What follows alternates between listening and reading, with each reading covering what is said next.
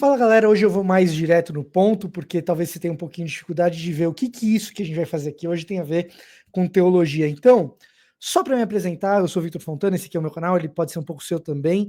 Para isso, basta que você se inscreva nesse canal, ative as notificações, deixe seu like, seu comentário. Esse é um canal de Bíblia e de teologia. Se você gosta disso, deixa o like, deixa o comentário e se inscreve, que o YouTube identifica que você gosta dessas coisas e passa a te recomendar mais conteúdo desse tipo. Agora, eu vou direto no ponto e eu vou tocar um pedacinho de um vídeo sobre o qual eu quero reagir e depois a gente vai reagir a ainda um outro. Então, segura um pouco a ansiedade que eu prometo que isso aqui tem a ver com teologia, tá? Então, meu querido Sérgio Sacani, assuma as rédeas desse canal. Olha só que figura simpática, que figura bonita, senhor Sérgio Sacani, de quem eu irei dessa vez discordar um pouquinho. Solta o verbo, Sérgio. É falta de interesse. Para onde vai a verba educacional de ensino superior e pesquisa do Brasil? Então, para onde? Para os professores fazerem pesquisa e escrever um artigo para meia dúzia de pessoas lerem. É o que o cara lá do Rivotalks leu 3 estudos lá da área de ciências humanas, sociologia, que são aqueles estudos ridículos lá, entendeu? Assim, ridículo. Tá falando mal de sociologia, cara? Não tô não. Aqueles estudos lá, o cara leu e falou assim, tudo bem, pode ser, mas é isso, cara. Então vai fazer o quê? Não tem... Ô, Sérgio, cara, eu baniria toda a faculdade de humanas. Baniria? Eu baniria. Né? Japão fez mais ou menos isso? Mais ou menos. Japão mais ou menos fez você isso. Não pode... Marca aí, ó. Japão fez mais ou menos isso, né? Mas vamos tocar aqui. Baniria toda a faculdade de humanas. Não, oferecer banir curso, ou não tratar como ciência? Não. Eu barraria de qualquer o MEC, se eu fosse o 01 do MEC brasileiro, eu falaria assim, ó, rapaziada, pode fechar todas as cadeiras de humanas. Olha, eu tenho diploma em humanas. Eu sou formado em Relações Internacionais e sou formado em Letras e Espanhol. Eu tenho diploma em humanas. Eu fecharia todos os cursos de humanas no Brasil. Por quê? Porque não precisa. Aqui, ó, tô vendo aqui, ó, Japão cancela curso de humanas nas faculdades. Não precisa. Entendeu? Eles focaram... O sistema educacional tem que atender às necessidades da sociedade. O Brasil não precisa mais de gente humanas. No fundo, o Brasil não precisa nem de advogado mais, cara. Tem muito já, né? Se você olhar a quantidade de advogado per capita, o Brasil é campeão do mundo. Campeão. Não, não tipo precisa. Assim, aqui em São Paulo tem quase 400. Então vamos lá, gente. Esse é um excelente exemplo de como a gente pode concordar com a ideia geral de alguém, mas perceber que no meio dessa ideia geral tem uma série de coisas que precisam de correção e que precisam de correção urgente. Por que esse vídeo tem a ver com o que a gente faz por aqui? É pelo seguinte, cara, se ele banir todos os cursos de humanidades, ele vai banir também os cursos de teologia, né? Isso muito me interessa. Muito embora muitos dos cursos de teologia que nós temos aqui no Brasil, eles não possuam vínculo com o MEC. Então, o MEC banir, os cursos livres continuariam, os seminários denominacionais, em sua maioria, não têm vínculo com o MEC e por aí vai, tá? Mas o que me assusta aqui é um cara da ciência como Sacani lidando mal com informação da maneira como ele está lidando aqui. Eu não vou entrar no mérito do Ryan Santos, que é o outro rapaz que está falando. Esse aqui que está na tela é o dono do podcast, é o cara do Redcast, esqueci o nome dele, desculpa. Nada contra, enfim, ele está sendo host aqui, certo? Mas assim, qual é o argumento geral com o qual eu concordo? A gente tem que oferecer cursos universitários que atendam às necessidades da população. E num mundo que é cada vez mais tecnológico, na revolução tecnológica pela qual nós estamos passando, a ênfase nas ciências naturais e na tecnologia, ela tem que ser forte, ela tem que ser pesada, tá? Então, o argumento geral, para mim aqui, não é o grande problema, embora ele mesmo possa ser discutido, e eu posso muito bem estar errado, está longe da minha área de especialidade aqui. O que eu queria é o seguinte: tem duas coisas aqui nesse vídeo que eu quero fazer. A primeira delas é como a gente lida com esse tipo de informação. A segunda delas é, cara, se os cursos de humanas eles são inúteis para a sociedade, porque parece que é esse o argumento sendo feito, para que teologia, para que serve teologia, para que um canal como o meu?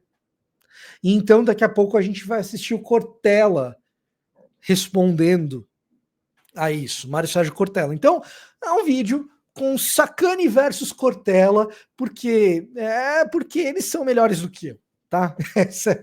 Muito melhor vocês verem o Sacani e o Cortella do que ver a mim, do que me ver num vídeo como esse. Mas, primeiro a primeira coisa que a gente pode fazer é pensar na necessidade das humanidades diante de algumas coisas que foram ditas aqui que são extremamente complicadas, tá? Em primeiro lugar, não é verdade que o Japão fez mais ou menos o que o Ryan Santos diz. Não, vamos banir humanidades porque não precisa mais.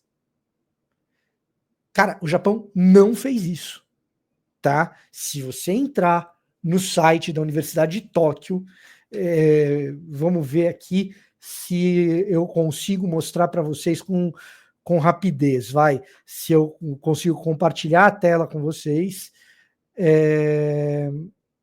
da minha aba aqui que está no Departamento de Humanidades e Ciências Sociais da Universidade de Tóquio. Tá aqui, cara.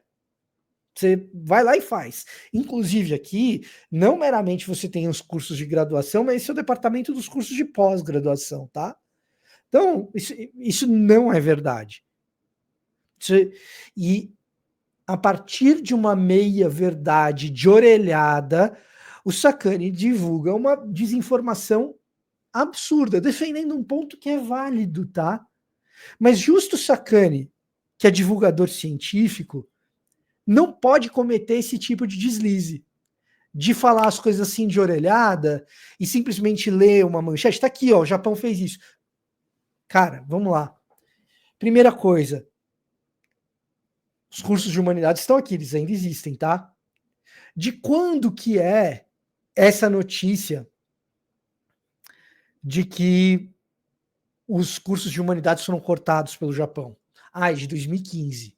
Pô, faz um bom tempo, faz 9 anos. Faz 9 anos que tem uma notícia de que o Japão cortaria os cursos de humanidades, mas 9 anos depois eles estão aqui, dá para fazer. Como que é esse lance de cortar todos os cursos de humanidades no Japão? Será que... De quem foi esse plano? Como que funcionou? Certo? Quem que fez? Realmente aconteceu? Então, existiu, de fato, uma diretriz do governo japonês para que as instituições de ensino superior no Japão reduzissem a oferta de cursos de humanidades e ciências sociais. Que é totalmente diferente de banir os cursos de humanidades, hein? E isso incluía, por exemplo, os cursos de economia, tá?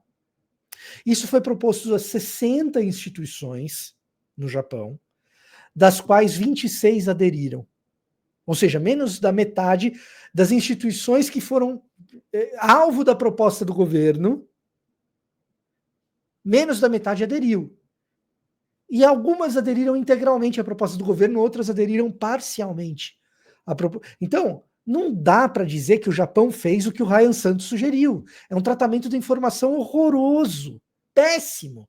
Para um divulgador científico do calibre do Sacani, não dá para falar um negócio desse. É inadmissível. Tá? Vou ler porque o que efetivamente o Sacani fez aqui é tudo que você não deve fazer em casa. Lê a manchete e não lê o conteúdo da notícia. E sair por aí espalhando informação. Esse é o hábito de pessoas que espalham falsas notícias pelo WhatsApp. É tudo que não se deve fazer. E eu gosto do Sacani, tá? O Sergião é um cara espetacular. Acho ele um baita de um profissional no que diz respeito à comunicação e divulgação científica. Eu não tenho como avaliar o trabalho dele quando ele trabalhava com petróleo, como pesquisador, em plataforma, esse tipo de coisa eu não tenho como avaliar. Agora, como divulgador científico, ele é muito bom, mas isso daqui é uma coisa que não pode errar, tá? A segunda coisa aqui é, o Brasil já tem muito advogado, lidera advogado per capita, tal no mundo. Eu fui atrás desse dado, né, porque de fato, o negócio das universidades do Japão, quando eu ouvi, eu meio que já sabia mais ou menos do que se tratava. E veja, isso que foi feito no Japão, de reduzir a oferta de cursos de humanas, cara, é no mundo inteiro, tá? Então, em países do primeiro mundo, isso está acontecendo no mundo inteiro. Por isso que eu tô falando. Com o argumento central que eles estão fazendo aqui, olha, eu até concordo, tá? E isso está acontecendo no Reino Unido, né? O Japão, no caso, você tem a maioria das instituições de ensino superior, 75% são instituições privadas. Mas o financiamento delas parcialmente tem subsídios do governo federal e também subsídios locais, né? Então, de fato, existe um diálogo entre instituição e governo para acontecer esse tipo de plano. Em outros ambientes, são universidades privadas simplesmente decidindo por isso, em outros ainda, são os países, de fato, tentando fazer com que a oferta de cursos nas áreas tecnológicas seja mais robusta, tá? Não quero discutir isso. Quero discutir a utilidade da parada. Então, para não perder o fio da meada, porque eu estou reagindo meio sem planejamento nesse treco, advogados no Brasil. Será que a gente lidera o ranking de advogados no mundo por per capita, como o Ryan Santos disse? Olha, a nossa posição é bem elevada, mas a gente não lidera, tá? Nós somos o terceiro país com o maior número de advogados por cabeça, por população, per capita, tá? Que é 470 advogados por habitante, tá? 470 advogados para cada 100 mil habitantes, desculpa. Tá? Esse número é absurdo? Cara, esse número é próximo do número dos Estados Unidos. Os Estados Unidos tem pouco mais de 400. A gente tem um pouquinho mais do que os americanos. E aí é o seguinte, dada a complexidade de um país de proporções continentais, no caso dos Estados Unidos, que tem as peculiaridades das leis estaduais, que são muito fortes sobre as leis federais, e no caso do Brasil, a complexidade tributária e de alguns aspectos legais que a nossa legislação é de fato complicada, olha, cara, ter um número elevado de advogados não é tão surpreendente assim, muito embora quem faz faculdade de Direito sabe que muitas vezes acaba que não vai trabalhar na área porque o mercado não absorve o tanto de advogado que a gente forma. Ponto. Tá? Então, talvez a gente deva reduzir.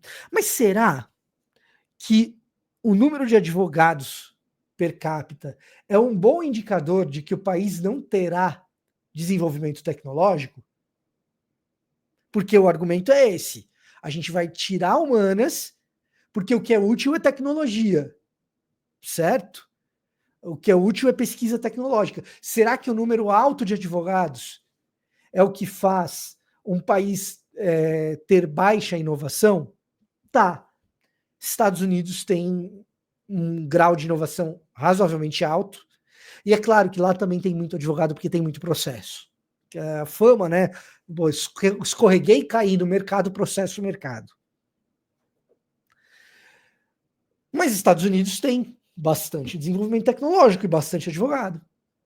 Agora, sabe qual que é o líder do ranking de advogado per capita?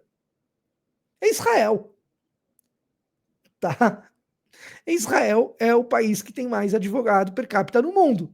E é um dos países frequentemente citados por quem gosta de tecnologia como um país que investe pesado em pesquisa e desenvolvimento e que tem inovação tecnológica o tempo todo, e com razão. Então, às vezes a gente solta argumentos assim no ar e, cara, sabe quem que diz quando um argumento é bom, quando um argumento é ruim? A lógica, a filosofia. Lógica é uma disciplina, é uma cadeira dentro da filosofia. Sabe quem que trabalha com informação e como trabalhar a informação corretamente, completa, da maneira como deveria ser tratada, e não desse jeito distorcido como o Sacani acabou de tratar? Pois é, a comunicação social, que é disciplina do quê? De humanas. E como que a gente sabe quais são as disciplinas, ou as cadeiras, ou os cursos que são os mais importantes para uma determinada sociedade? Cara, você vai precisar de mensuração, você vai precisar de modelo, ou seja, é uma coisa que envolve aí o ferramental da matemática, sem sombra de dúvida. Mas, cara, esses modelos eles vão cair numa estatística econométrica, invariavelmente. E isso é coisa das ciências econômicas, que no plano lá do Japão estava no corte, tá? Então, o que acontece? Essa discussão do senhor Ryan Santos e do Sacani é uma discussão de humanas. Então, tira as humanas de um país. Você não vai ter diplomata, e o Brasil, cara, o Brasil tem uma tradição diplomática forte, tá? Importante. Foi o Brasil que deu o voto de Minerva para a criação do Estado de Israel, por exemplo. Então, você tira as disciplinas de humanas, você cai precisamente nos erros que esses caras estão cometendo nesse vídeo. Precisamente nesse vídeo. Porque é um vídeo de uma discussão de humanidades. E se você quiser tratar com informação correta, você tem que lançar mão do conhecimento adquirido em humanidades. Tá? Então, parece que existe sim alguma importância nas humanidades. Não é uma coisa assim tão tão inútil assim. Podemos nos concentrar mais na formação de gente da área de tecnologia e de exatas e das ciências naturais? Cara, acho que devemos, tá? Honestamente, acho que devemos. Tendo eu trabalhado com divulgação científica, como o Sérgio Sacani trabalha, mas no meu caso, junto à Associação Brasileira de Cristãos na Ciência, hoje não estou mais lá, já faz um tempinho, inclusive, mas foi um excelente período, amo os caras lá. Tendo eu trabalhado com isso, cara, acho importantíssimo a gente ter maior investimento de pesquisa na área de tecnologia, de ciências naturais, sem sombra de dúvida. Aliás, na época, eu fiz entrevista com Carlos Otta sobre a publicação de papers nos lugares realmente importantes, e existe um outro problema nosso aqui no Brasil, quando a gente fala de financiamento de pesquisa, que é essa coisa de obrigar o cara a publicar compulsivamente, e às vezes ele publica em um monte de jornal mais ou menos, em vez de esperar para publicar num lugar que de fato ele será lido, que é como o vídeo do Ryan começa aqui, né? Pô, os caras escrevem os negócios para ninguém ler. Pois é, cara, o incentivo a publicar muito no lugar de publicar com qualidade, talvez seja, e aí a gente teria que pesar, fazer modelo e entender de verdade, e essa é uma discussão econométrica, tá? Mas talvez, é uma hipótese a ser trabalhada estatisticamente, mas talvez seja um problema muito mais grave o fato de que a gente estimula o cara a publicar muito no lugar de publicar com qualidade. Talvez isso tenha muito mais peso, seja muito mais importante do que meramente dizer, não vamos mais formar gente de humanos, vamos formar gente de exatas, tá? Mas isso é uma coisa a ser vista, a ser estudada. Dito isso, beleza, falamos aqui de comunicação social, jornalismo, falamos aqui de economia, por que não? Falamos de filosofia, de lógica, mas e a teologia? Onde ela entra nesse barato? E principalmente se você é um fã desse canal aqui, o que eu gostaria que você visse? Deixa eu compartilhar com você um outro vídeo aqui, importante, se o que a gente quer é entender o papel desse canal e entender a teologia no meio dessa coisa toda. Vamos de Mário Sérgio Cortella.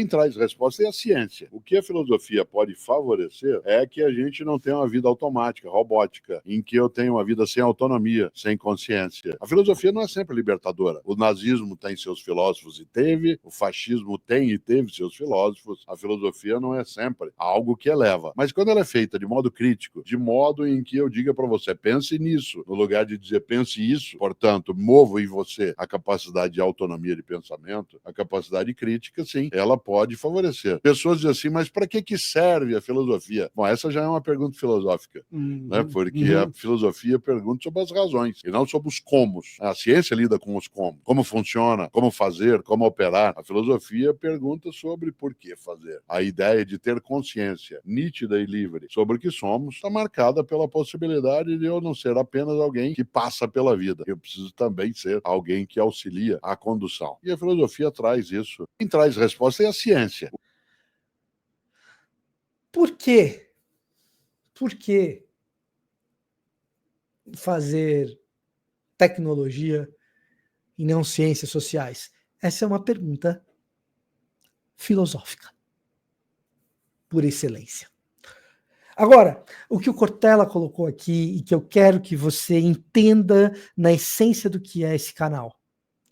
A filosofia, ela serve para que você seja capaz de pensar nisso e não pensar isso. Na teologia, quando a gente faz teologia por aqui, nesse canal, quando eu trago texto bíblico e a gente analisa contexto para entender o que o autor, no seu cenário original, pode ter tido a intenção de dizer e como o primeiro leitor teria entendido aquilo, e a partir de então, como a gente pode dizer coisas a respeito de Deus e tal. Toda vez que a gente vai fazer esse tipo de exercício aqui nesse canal, a minha intenção é que você pense nisso e não pense isso. Em outras palavras, o que eu quero é convidar você para reflexão junto comigo, não para que você pense o que eu penso, mas que você pense nas coisas que eu estou pensando, do seu jeito, com o teu texto bíblico aí do lado, lendo os livros que você lê e no teu contexto, com as tuas pessoas, com a sua comunidade, com quem você ama, com quem você se importa. Veja, me parece que eu penso e estou pensando em algo que parece importante, eu jogo isso. E talvez seja importante, você pensa junto comigo.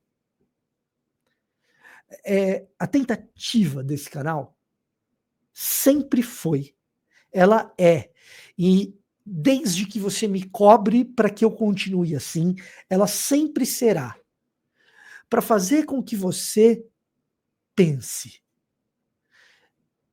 Pense junto comigo em algo, concordando, discordando, acrescentando, aplicando no seu contexto que não é o meu. É assim que eu penso teologia para a vida e a partir desse canal. E jamais como pense como o Vitor, torne-se um presbiteriano reformado que frequenta a comunidade da Vila, cultos 9h30, 11h30, 6 horas. Cardeal Arco Verde 279. Você será muito bem recebido, mas o intuito não é que você se torne igual a mim.